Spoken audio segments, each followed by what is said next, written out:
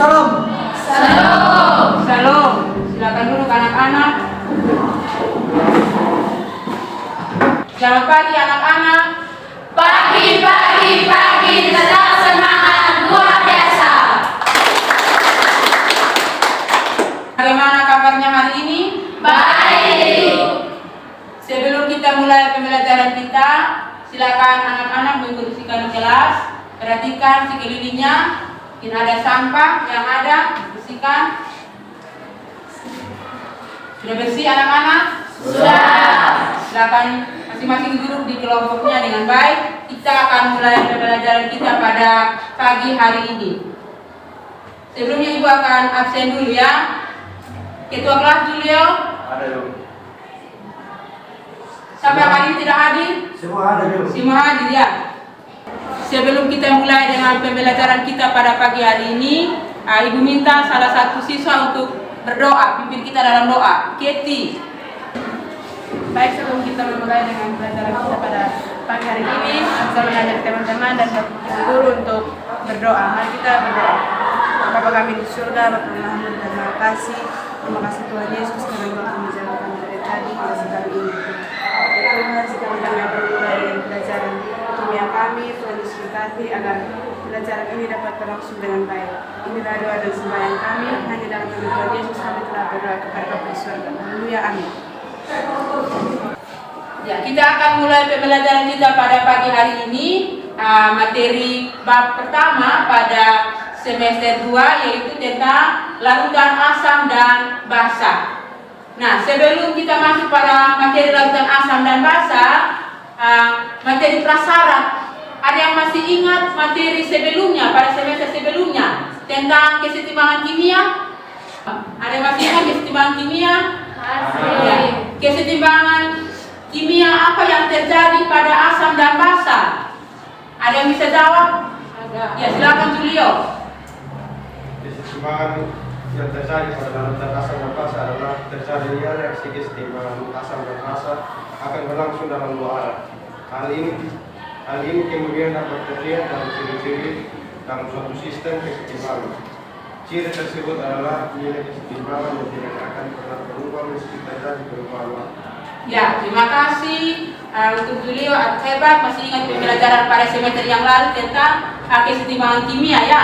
Kesetimbangan kimia itu terjadi dalam dua arah. Nah, ini akan mengantar kita untuk kita masuk pada materi hari ini yaitu asam dan basa. Sebelumnya anak-anak silakan perhatikan gambar yang ada di slide. Silakan anak-anak perhatikan.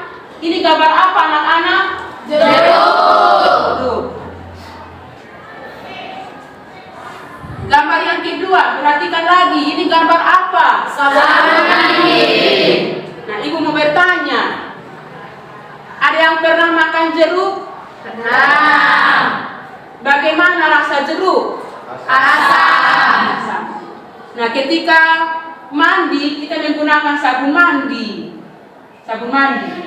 Bagaimana ketika sabun mandi kita mandi dan kena di tangan? Bagaimana? Licin. Ada yang pernah mungkin rasa sabun mandi?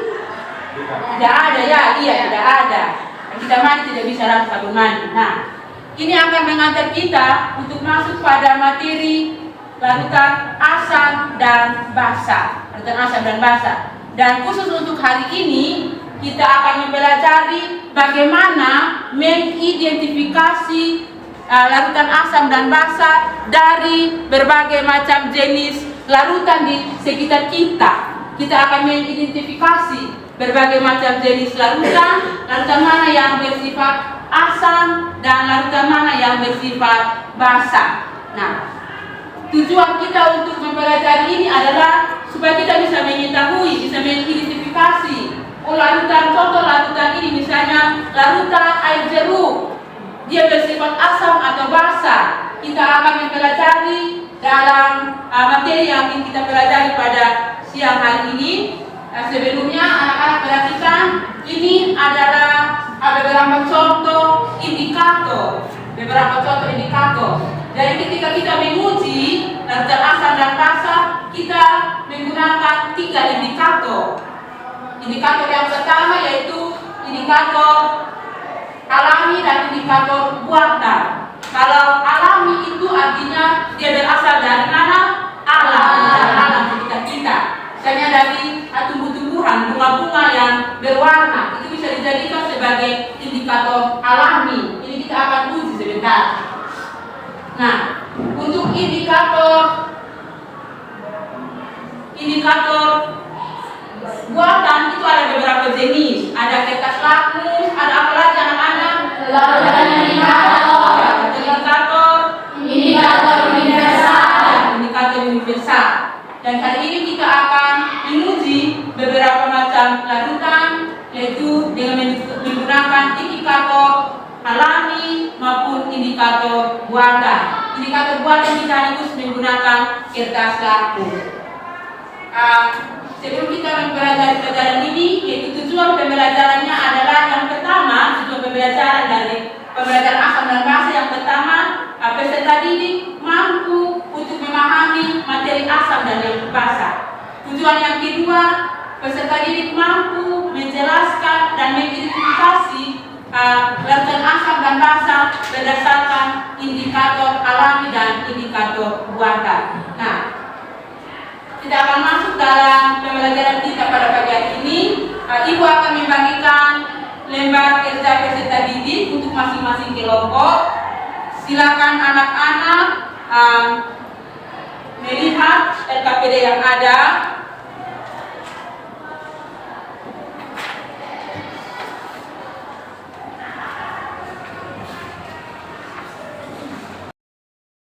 Silakan melihat LKPD yang ada dan silakan melakukan praktikum sesuai dengan langkah-langkah yang ada di dalam LKPD. Jika ada yang tidak memahami, tidak mengerti, bisa ditanyakan ke ibu ya.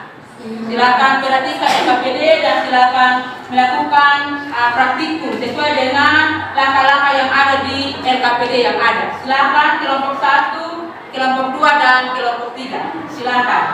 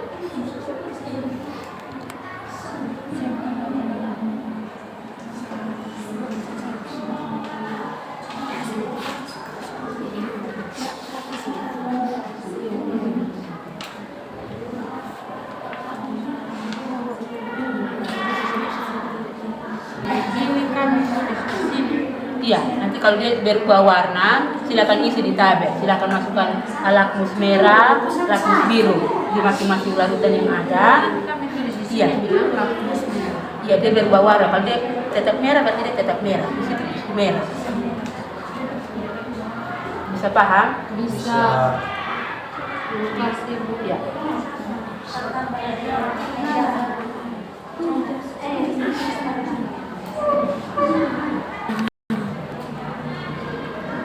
Untuk lakmus biru di bagian lakmus biru di larutan di warna merah. Tetap merah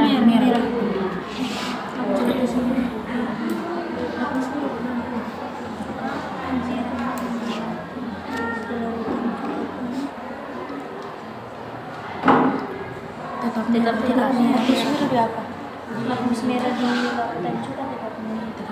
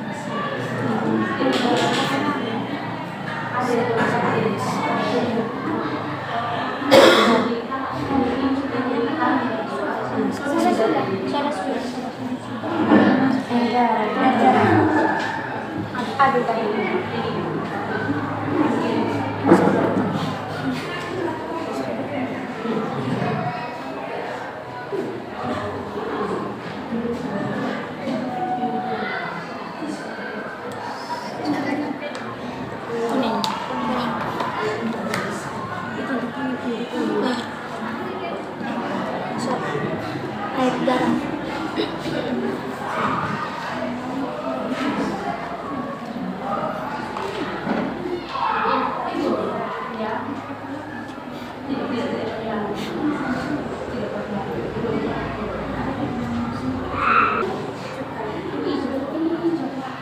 Oke, di rumah warna apa yang ada? Perubahan warna yang terjadi silakan tulis pada tabel yang ada.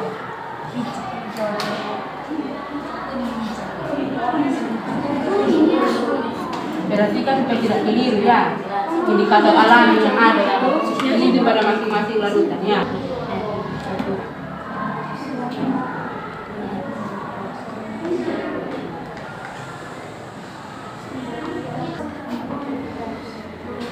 Perhatikan di tabel bagaimana di goyang dulu, perhatikan di perubahan warna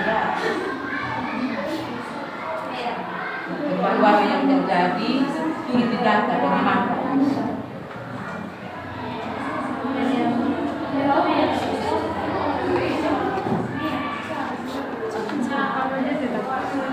Iya, silakan kalau tetap warna kulit silakan tulis saja di perubahan warna, tulis perubahan warna apa, tulis pada tabel. Gitu.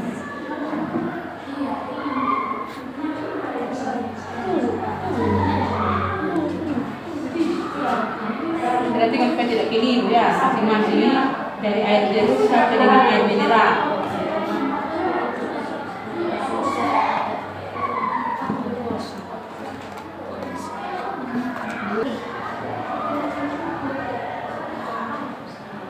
Semua bisa paham? Bisa, sekejap.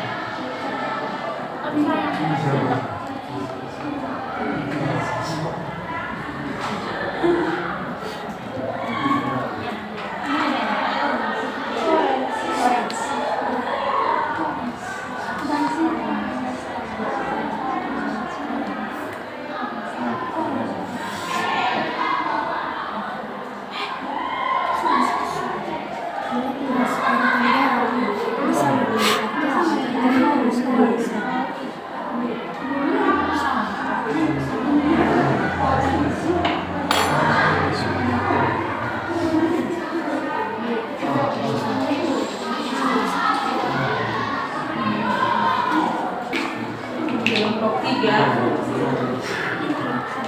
ada yang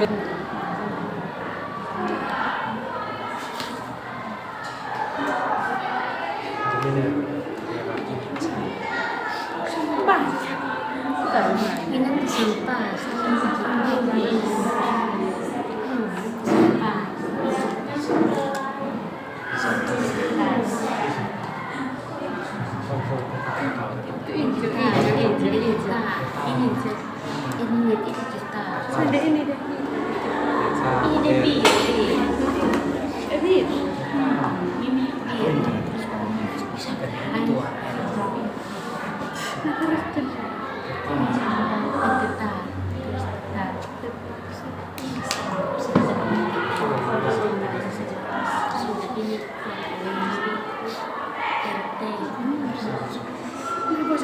Ini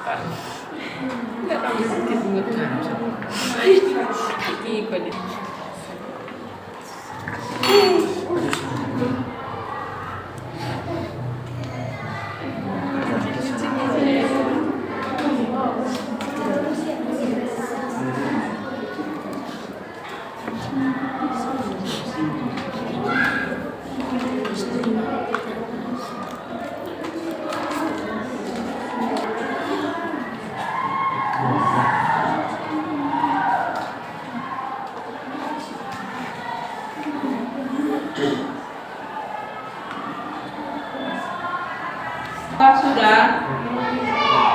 Belum? Kelompok 1? Sudah, Ibu.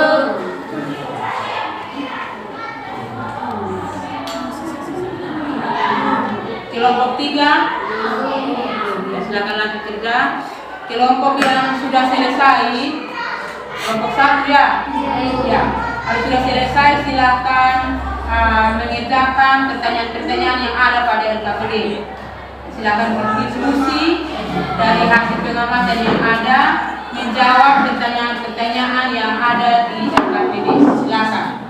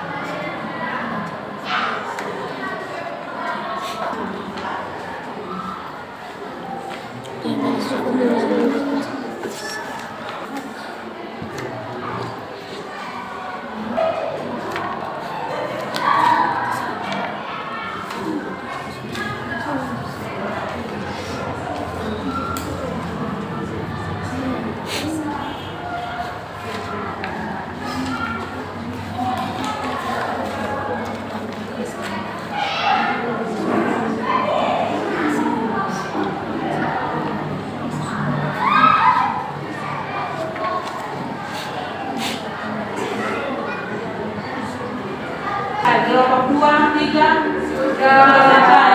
Ya, silakan. Kalau sudah selesai, silakan mengerjakan pertanyaan-pertanyaan yang ada di LKPD. Diskusi dengan teman, hasil pengamatan yang ada, dan menjawab pertanyaan-pertanyaan yang ada pada LKPD. Silakan dikerjakan.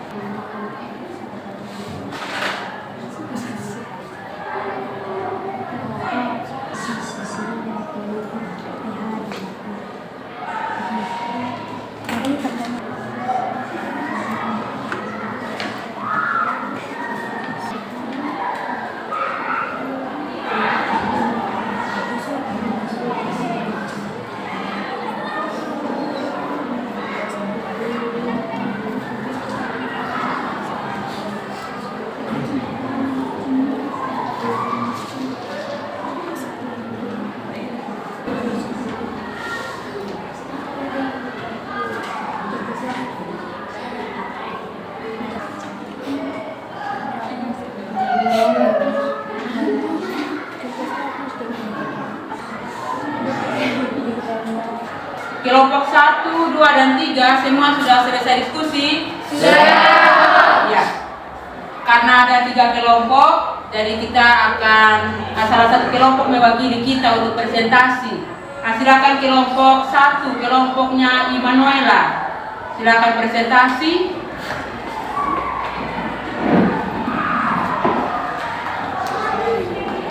Shalom.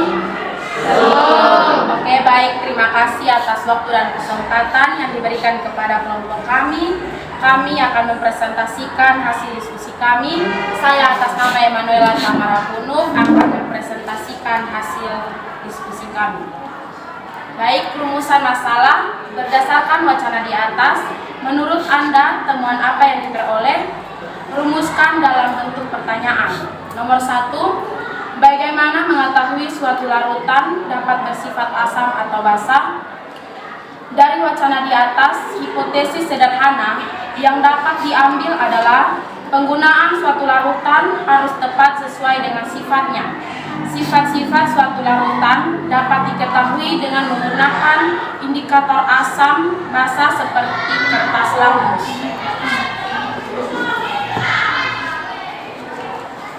Sifat-sifat asam dan basa. 1. Sifat-sifat mana saja yang merupakan sifat larutan asam? B. Bersifat korosif atau mudah terbakar. C. Warna kertas lakmus biru menjadi merah. F. Mempunyai rasa masam. Sifat-sifat mana saja yang merupakan sifat larutan basa? A. Terasa licin di tangan. D. Mengubah warna kertas lakmus merah menjadi biru. Dan E. Mempunyai rasa pahit. Nomor 2, mengapa kita tidak boleh menguji suatu zat asam atau basa dengan cara merasakannya? Karena banyak di antara zat-zat kimia diantaranya bersifat racun atau bersifat korosif. 3, dalam bentuk tabel, larutan asam, larutan basa, larutan netral, berwarna lakmus merah dan lakmus biru. Lakmus merah dalam larutan asam berwarna merah dan dalam larutan basa berwarna biru.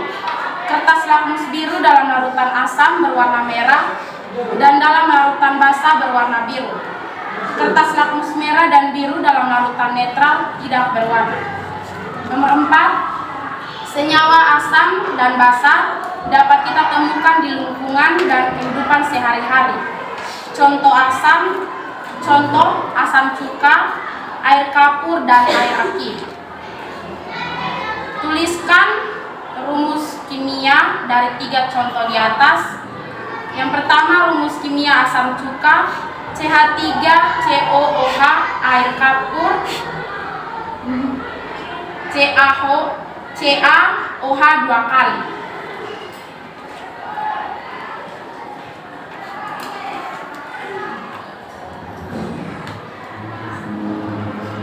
Identifikasi asam basa dengan kertas lakmus.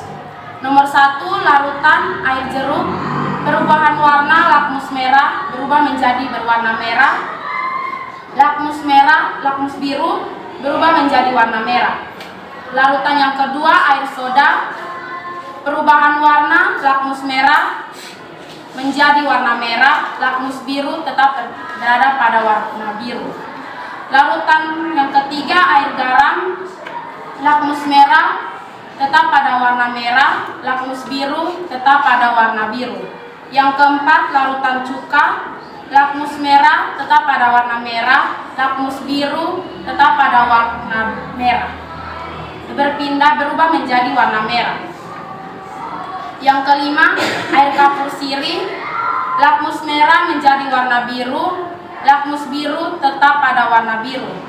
Yang keenam, air sabun, lakmus merah berubah menjadi warna biru, lakmus biru tetap pada warna biru.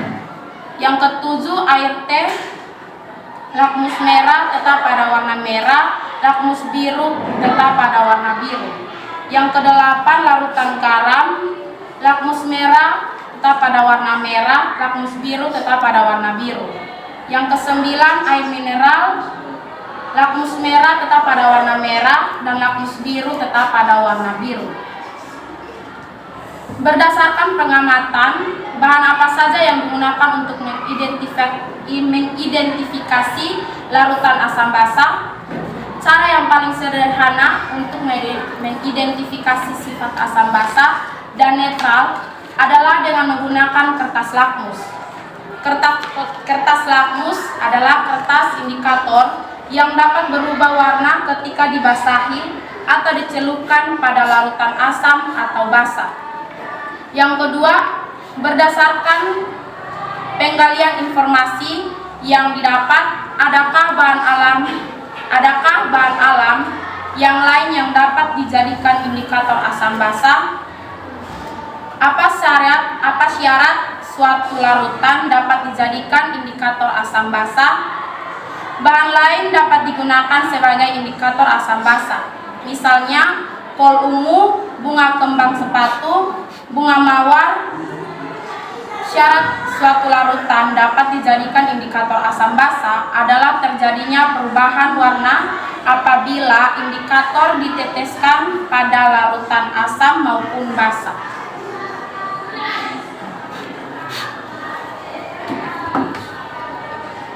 Tabel pengamatan yang kedua, larutan nomor 1 air jeruk warna ekstra kunyit tetap pada warna kuning, bunga bougainville berwarna merah muda, baya merah menjadi warna hijau tua. Yang kedua, air soda ekstra kunyit berwarna kuning, bunga bougainville berwarna orange, baya merah berwarna hijau tua. Yang ketiga, air garam ekstra kunyit berwarna kuning, bunga bougainville berwarna orange, dan baya merah berwarna hijau tua. 4. Larutan cuka ekstra kunyit berwarna kuning, bunga bougainville berwarna orange, baya merah berwarna hijau tua. 5. Kapur sirih ekstra kunyit berwarna kuning, bunga bougainville berwarna hijau muda, baya merah berwarna hijau muda. Yang keenam, air sabun ekstra kunyit berwarna orange, bunga bougainville berwarna coklat, baya merah berwarna hijau muda. Yang ketujuh, air teh ekstra kunyit berwarna orange, bunga bougainville berwarna merah tua, baya merah berwarna coklat. Yang kedelapan, larutan garam ekstra kunyit berwarna kuning, bunga bougainville berwarna orange, baya merah berwarna hijau tua. Yang kesembilan, air mineral ekstra kunyit berwarna kuning, bunga bougainville berwarna orange, baya merah berwarna hijau tua. Baik, berdasarkan analisis pengamatan kelompok sifat larutan tersebut ke dalam larutan asam, basa atau netral, kelompok larutan asam, air jeruk dan larutan cuka.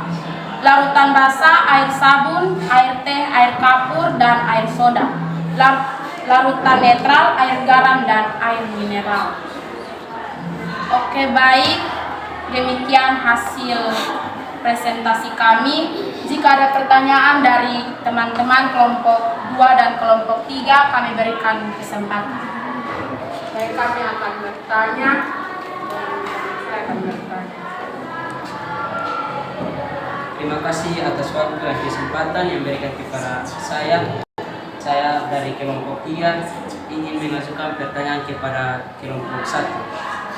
Apa yang terjadi pada kertas lakmus jika ditetesi dengan larutan asam dan basa? Terima kasih. Lanjut. Ada teman saya yang mau. Terima kasih buat kesempatan yang diberikan kepada kami dan kelompok 3 akan memberikan pertanyaan yang kedua. Pertanyaan yang kedua, indikator buatan yang digunakan dalam praktikum. Lanjut kelompok 3. Terima kasih atas kesempatan yang diperoleh. Saya dari kelompok 3 akan mengajukan sebuah pertanyaan. Pertanyaannya yaitu, apa tujuan indikator asam basa?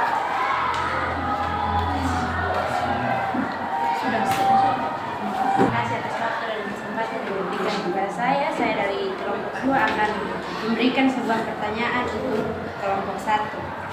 Pertanyaannya yaitu apa kelebihan dan kekurangan dari penggunaan indikator alami?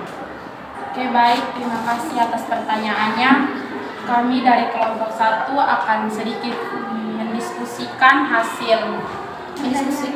pertanyaan-pertanyaan dari teman-teman. Kami butuh waktu sedikit.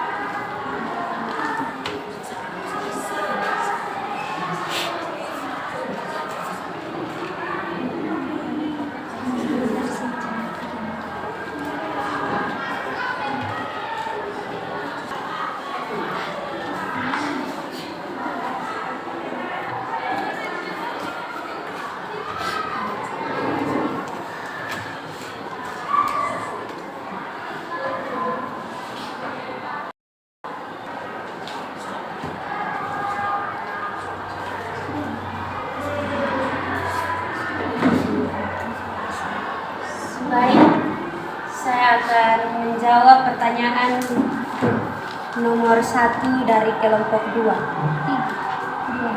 Dengan pertanyaan, apa yang terjadi pada kertas-kertas lakmus jika ditetesi dengan larutan asam dan basa? Basa tersebut akan mengubah warna menjadi dari lakmus merah menjadi biru. Demikian jawaban dari kelompok kami. Apakah ada tanggapan dari jawaban yang kami berikan?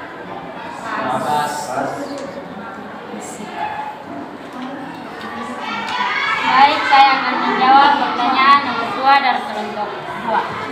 Pertanyaannya adalah indikator buatan yang digunakan dalam praktikum ini adalah indikator kertas lakmus.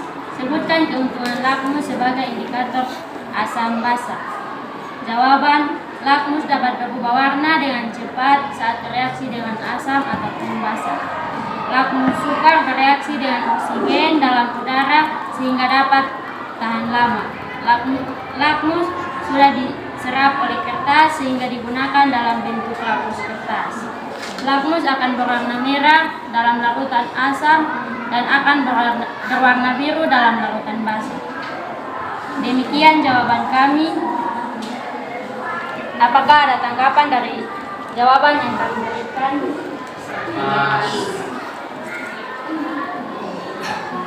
Baik, saya akan menjawab pertanyaan nomor 3 dari kelompok 3. Pertanyaannya, apa tujuan indikator asam basa? Jawaban, indikator asam basa dapat memberikan warna berbeda pada larutan asam dan larutan basa. Dengan adanya perbedaan warna tersebut, suatu larutan dapat diketahui sifat asam atau basanya dengan menggunakan indikator asam basa. Demikian jawaban dari kelompok kami. Apakah ada tanggapan dari jawaban yang kami berikan?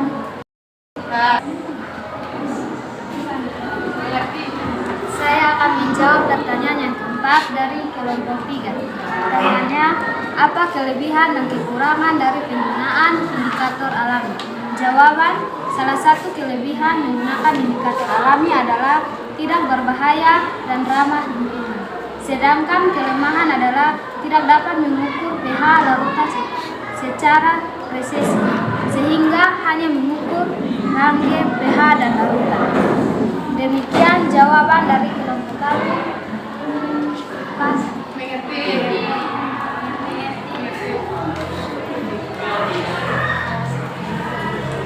Baik, terima kasih. Demikian hasil diskusi kami dan kami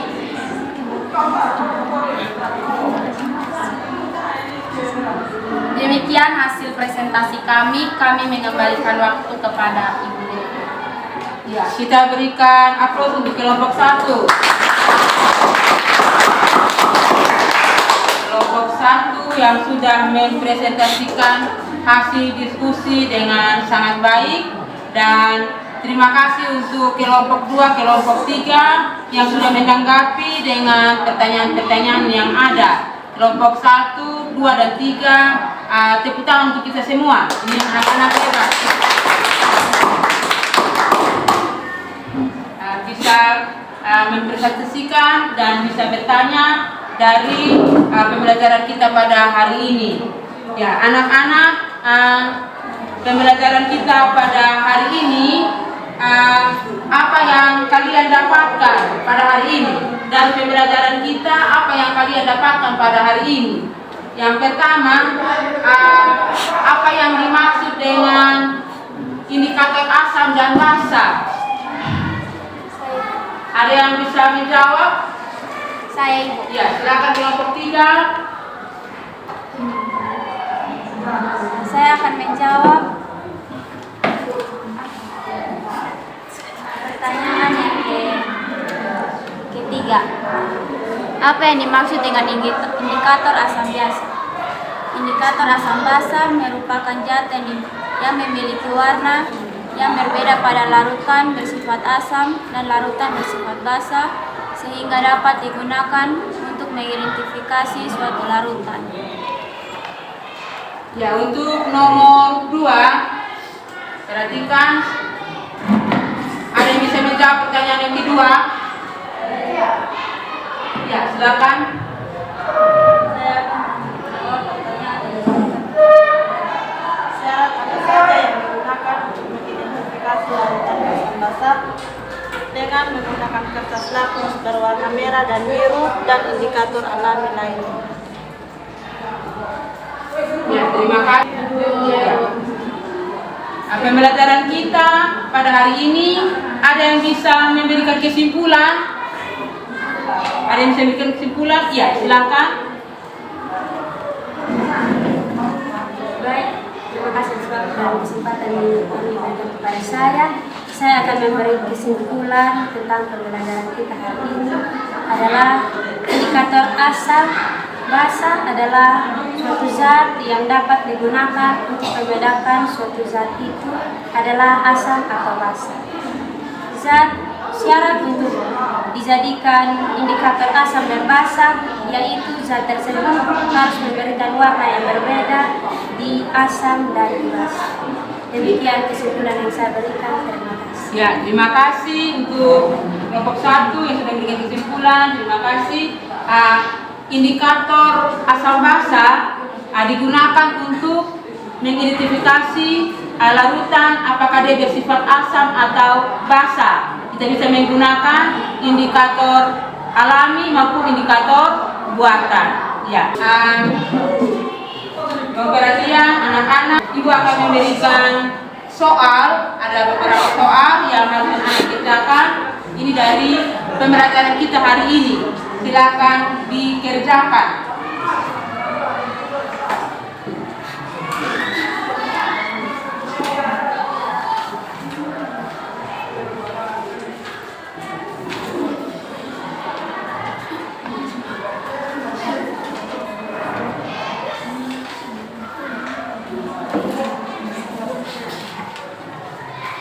Silakan dikerjakan anak-anak.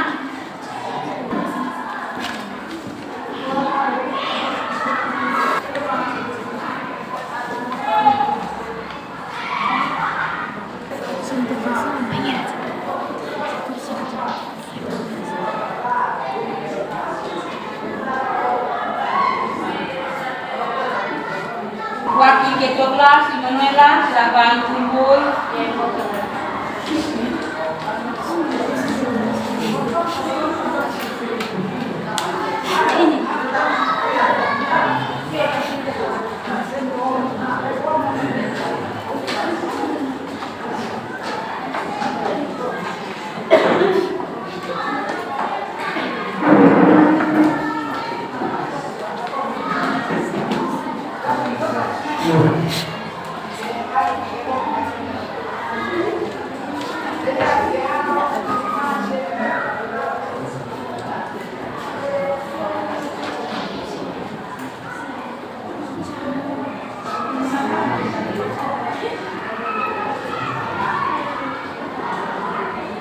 Semua sudah selesai mengerjakan. Anak-anak tolong buka bahan ajar.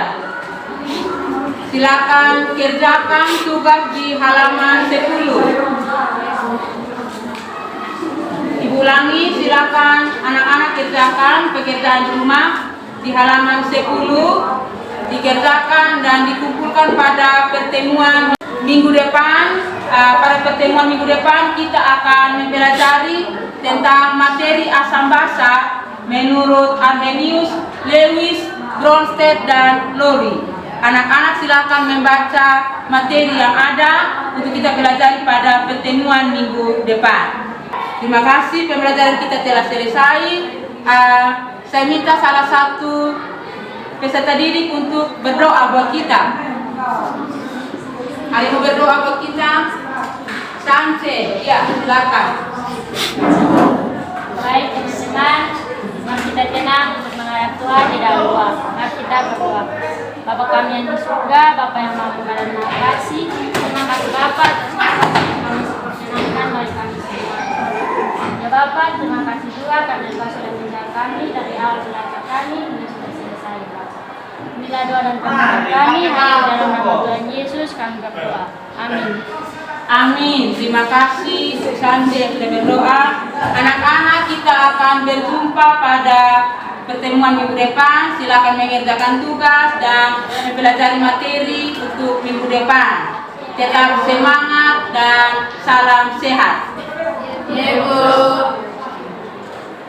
Siap.